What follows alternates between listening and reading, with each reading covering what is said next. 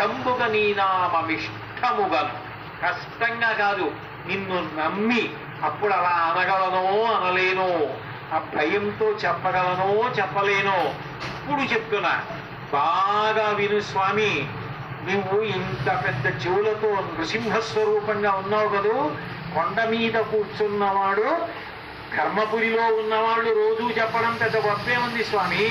ఎక్కడి నుంచో వచ్చి పెద్ద గొంతేసుకుని అరిచి చెప్తున్నా. నేను చెప్పానన్న విషయం బాగా జ్ఞాపకం పెట్టుకో.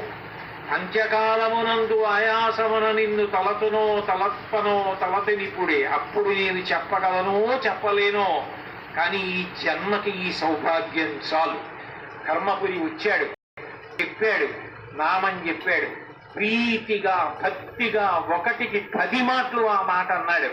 అన్న విషయాన్ని జ్ఞాపకం పెట్టుకుని అంత్యకాలంలో ఆ ఓపిక నువ్వు ఇచ్చి, ఏ భయం లేకుండా, ఏ తాపత్రయం లేకుండా నీ పద్యం జ్ఞాపకానికి వచ్చి నేను చెప్తూ ఉండగా తేలికగా నాకు ప్రణోత్క్రమణం అయిపోయి నీ ఎందుకు కలిసిపోవాలి.